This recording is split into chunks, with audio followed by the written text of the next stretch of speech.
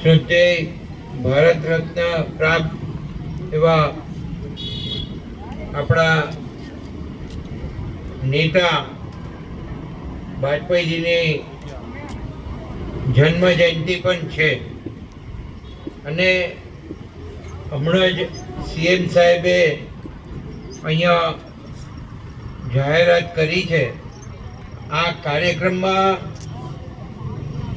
ખાસ ઉપસ્થિત આપણા સાંસદ ભાઈ શ્રી દેવુસિંહભાઈ, નગરપાલિકાના પ્રમુખ કિન્નરીબેન, કારોબારી chairman Parinbhai, plant officer Shri CO Shri, મારા સાથી સૌ કાઉન્સિલરો, ઉપપ્રમુખ શ્રી, શહેરના ભાજપના પ્રમુખ શ્રી, હમણાં જ જિલ્લા ભાજપના પ્રમુખ આપણી વચ્ચેથી બીજા કાર્યક્રમમાં વિદાય થયા છે અને આજે આપ સૌ અહીંયા ઉપસ્થિત છો એવા સૌ પ્રજાજનો, ખાસ તો સીએમ સાહેબે આજે સિવિક સેન્ટરનું ઓપનિંગ કર્યું છે અને આ પહેલું સિવિક સેન્ટર આપણે ખેતા તલાવ પાસે ઓફિસ એની શરૂ કરવાની છે. એટલે સિવિક સેન્ટરમાં છેક નગરપાલિકા સુધી જવું ના પડે અને ત્યાંથી પ્રાથમિક સુવિધાઓની કમ્પ્લેનોથી માંડી અને અનેક વિવિધ કામો છે એ તમે ત્યાંથી જ કરી શકો. એના માટે થઈ અને ખાસ સિવિક સેન્ટરનું આજે માનનીય મુખ્યમંત્રીશ્રીએ ઓપનિંગ કર્યું છે. એમાં મિલકત વેરો, વ્યવસાયિક કર, જન્મ મૃત્યુના પ્રમાણપત્ર, ગુમાસ્તા નોંધણી, આરોગ્ય licence, hawker licence, hall booking, tax વિભાગની અરજી સ્વીકૃત, એટલે સ્વિમિંગ પુલ અને જિમ્નેશિયમની ફી અને અન્ય જે વિવિધ સિવિક સેન્ટરમાં ઓનલાઈન તેમજ રૂબરૂ રીતે ઉપલબ્ધ કરવામાં આવનાર છે. એટલે નાગરિકો માટે વન સ્ટોપ શોપ તરીકે કામ કરવાનું સુનિશ્ચિત કરવામાં આવ્યું છે. નાગરિકોના વિવિધ પ્રશ્નોના નિરાકરણમાં ઓછો સમયગાળો લેવામાં આવે તેવી પણ આની સાથે ગોઠવણી કરવામાં આવી છે. તો ખાસ કરીને આજે એનું અહીંયા માન્ય મુખ્યમંત્રી શ્રી દ્વારા નડિયાદને એક સિવિક સેન્ટર મળ્યું છે.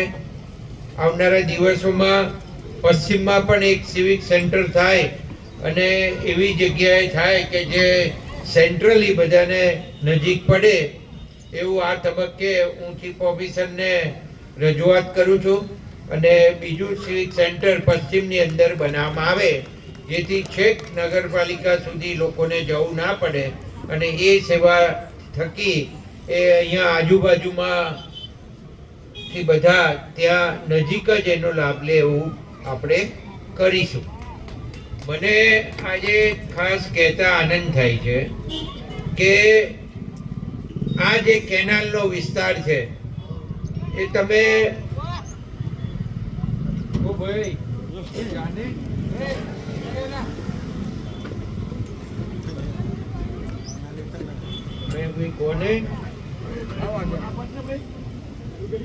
આ જે આખો વિસ્તાર છે એ કેટલો ગંદકીથી ભરેલો વિસ્તાર હતો. અહીંયાથી કેનાલમાં પાણી જાય છે, છેક સૌરાષ્ટ્ર સુધી પહોંચે છે. એટલે ખેતીમાં પિયતનું પાણી પણ જાય છે અને પીવાનું પાણી પણ જાય છે. લોકો અંદર કચરો નાખતા હોય છે તો આ દૂષિત કેનાલ કરે છે. એટલે આપણા મનમાં એક વિચાર આવ્યો કે પશ્ચિમની અંદર આપણે એક એવો મોટો ગાર્ડન ઊભો કરીએ જે અહીંયાથી શરૂ કરીને છેક ઝલક સુધી આ ગાર્ડન બને અને આ ગાર્ડનની અંદર કંઈક નવું કરીએ તો એમાં આપણે સાયકલ ટ્રેક 1100 મીટરનો ટોટલ લીધો છે. એટલે જે સાયકલિંગ કરતા જે યંગસ્ટરો છે કે એજેડ છે એ બધાને અહીં સાયકલિંગ કરવાનું મળે અને કંઈ રોડ ઉપર જવું ના પડે ને જેનાથી એક્સિડન્ટ ઓછા થાય. તો એ કંઈ સાયકલ ટ્રેક બનવાનો છે. બીજો એક ચિલ્ડ્રન્સ પ્લે એરિયા આપણે બનાવવાના છે. એમાં બાળકોના નાના બાળકોના રમકડાથી મારી અને જુદી જુદી આઈટમો અહીંયા આપણે રાખીશું જેનાથી ચિલ્ડ્રન્સને કોઈ એક્ટિવિટી મળે અને એને સમય એનો પસાર થઈ શકે એવું એક આયોજન છે. બીજું એક બેડમિન્ટન કોર્ટ આપણે લીધો છે, સ્કેટિંગ એરિયા લીધો છે, સિનિયર સિટીઝન પાર્ક લીધો છે, વોટરફોલ લીધો છે, ગઝીબો લીધો છે અને ગાર્ડન છે જોડે, સાયકલનું પાર્કિંગ લીધું છે અને ટોયલેટ બ્લોક લીધા છે. તો આ આખા એરિયાની અંદર આપણે આ થવા જઈ રહ્યું છે. તો આના માટે સરકારે માન્ય મુખ્યમંત્રી શ્રી ભૂપેન્દ્રભાઈ પટેલ સાહેબે 9 કરોડ ને 25 લાખ રૂપિયા આપણને આપ્યા છે. એટલે તમે વિચાર લો આ જગ્યા કેવી થવાની છે. એટલે આ અમારું એક સ્વપ્ન હતું કે પશ્ચિમની અંદર આવું ડેવલપ થાય તો લોકોને અહીંયા સારી સુવિધા મળી રહે એના માટેના આપણા પ્રયત્નો હતા અને એનાથી આ વિસ્તાર પણ ખૂબ સારી રીતે ડેવલપ થશે અને ગંદકીથી દૂર પણ થશે. બીજું સ્વચ્છ ભારત મિશન અંતર્ગત નિર્મળ ગુજરાતમાં આપણને 1 કરોડ ને 9 લાખ રૂપિયા આપવામાં આવે છે. એમાં પારસી કિડની ક્રોસ રોડ સુધી 750 મીટરનો ડેકોરેટિવ બાકડા, decorative LED street light, flower pot, કેટાઈ, થર્મોપ્લાસ્ટના પટ્ટા અને ઝીબ્રા ક્રોસિંગ એવી રીતના એ આખો એક આપણે રોડ લીધો છે. બીજો સમતા પાર્ટી પ્લોટથી વલ્લભનગર ચોકડી જે 2100 કિલોમીટર ઇન્દિરાનગર તળાવ પાસે આપણે ડેકોરેટિવ બાકડા લીધા છે. ઇન્દિરાનગર તળાવ પાસે ડેકોરેટિવ એલઈડી સ્ટ્રીટ લાઇટો લીધી છે. ઇન્દિરાનગરમાં ફ્લાવર પોટ લીધા છે, કેટાઈ લીધી છે, થર્મોપ્લાસ્ટના પટ્ટા લીધા છે અને ઝીબ્રા ક્રોસિંગ લીધા છે.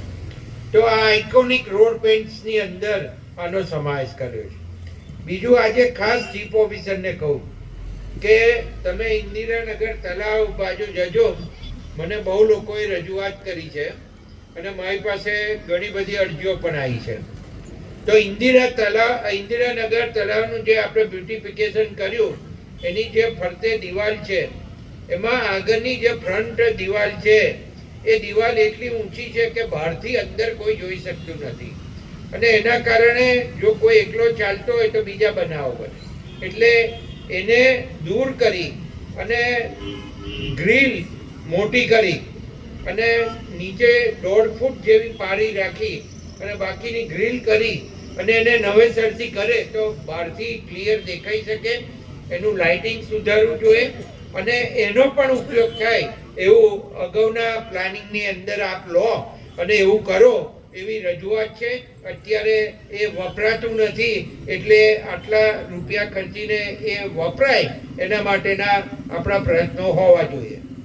બીજું ખાસ કરીને આજે મારે કહેવાનું કે આપણે અહીંયા આગળ સિટી બસ સેવા આપણે ઘણી બધી વખત ટ્રાય કર્યા, બહુ રજૂઆતો કરી, આપણે લઈ આવ્યા ખરા પણ કોઈ ટેન્ડર નહોતું ભરતું અને ટેન્ડર ભર્યા વગર લગભગ 5 થી 6 એટેમ્પ ગયા છે.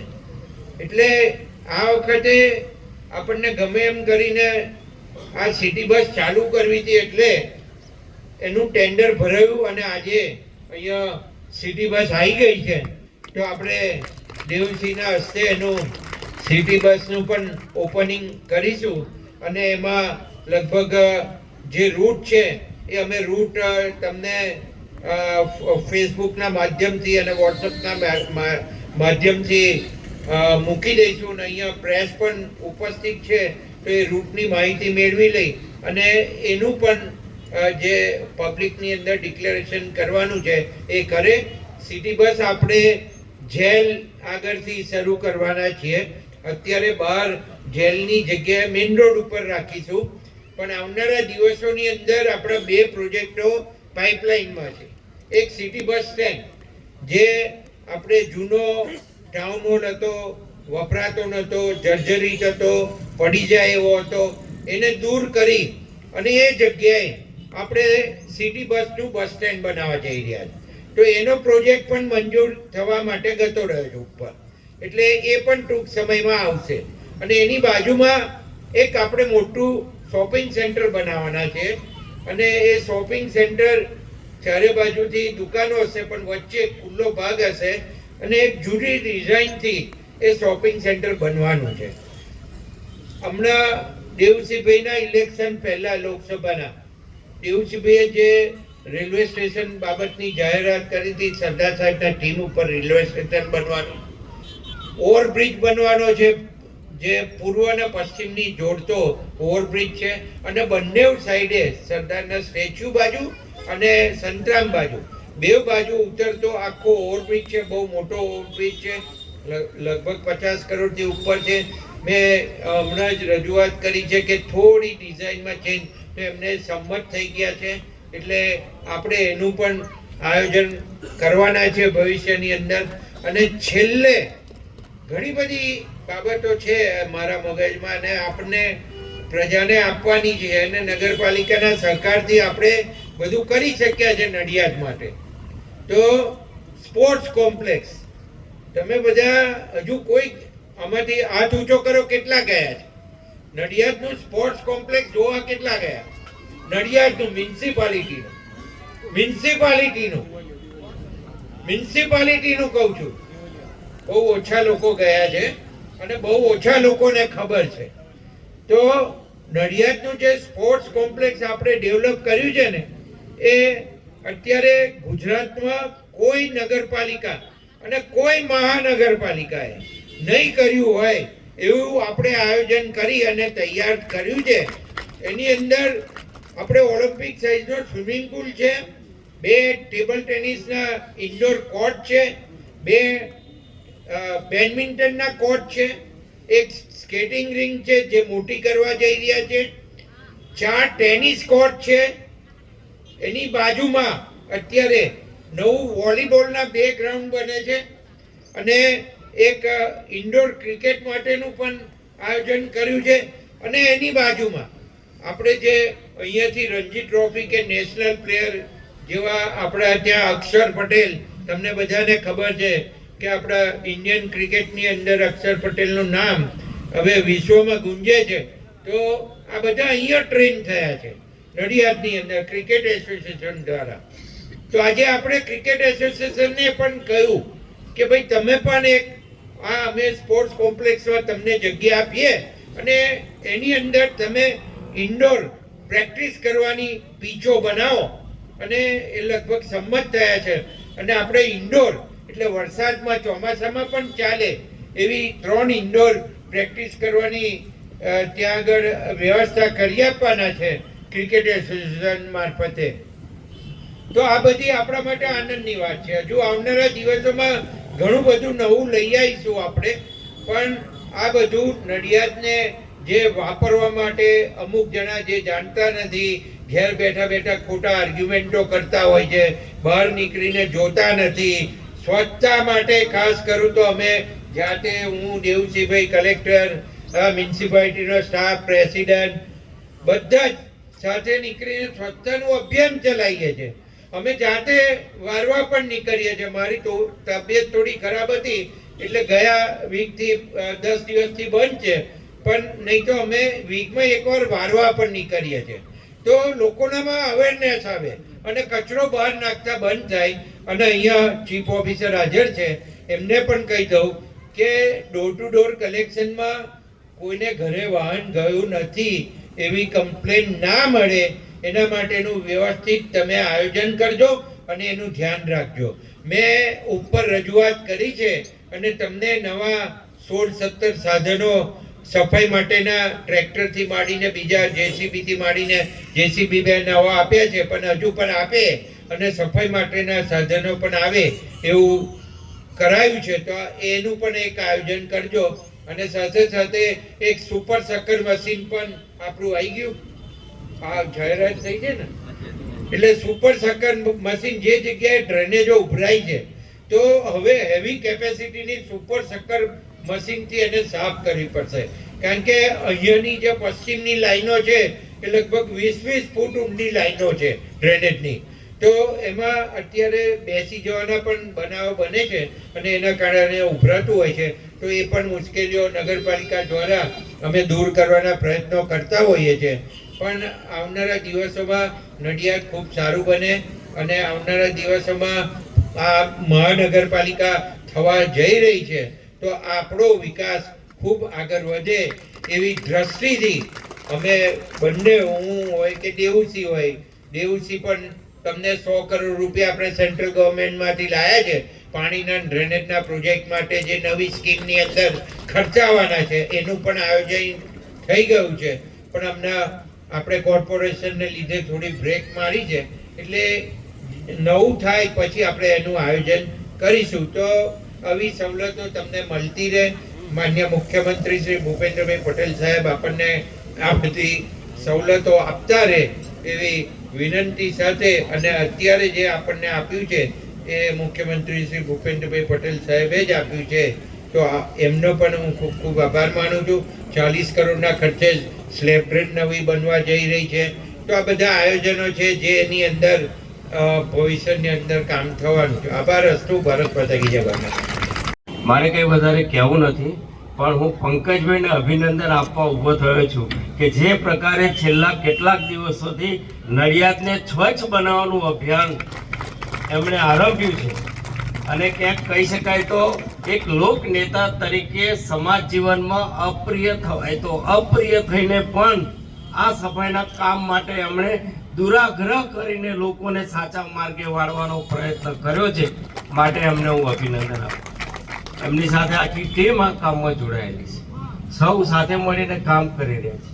ઓવરઓલ વાત કરીએ તો સમય બદલાયો છે ઘણો બધો. એક સમય હતો કે ગુજરાતની બધી વસ્તી મોટા ભાગે ગામડાઓમાં રહેતી હતી. 20 વર્ષ પહેલા એક આંકડો હતો કે ગુજરાતની 32% વસ્તી ગામડાઓમાંથી શહેરોમાં રહે છે. એટલે કુલ વસ્તી હતી એમાં શહેરીકરણ 32% હતું. આજે લગભગ 55% લોકો ગુજરાતના શહેરોમાં વસ્તી થઈ. એટલે 7 કરોડની વસ્તી ગણીએ તો 3.5 કરોડથી વધારે લોકો શહેરોમાં રહેવા આવ્યા. હવે શહેરોમાં રહેવા આવ્યા તો શહેરોમાં એને અનુરૂપ વ્યવસ્થાઓ ઊભી કરવી, સુવિધાઓ ઊભી કરવી, જેથી નાગરિકને બધી વ્યવસ્થાઓ મળે. એ માટે હવે સરકારે સુશાસન જેને કહેવાય શકાય, આમ પણ એમણે અગાઉ ભૂમિકા બાંધી છે કે સુશાસન માટે આપણો પ્રેરણા સ્ત્રોત આદરણીય અટલ બિહારી વાજપેયી સાહેબ રહ્યા.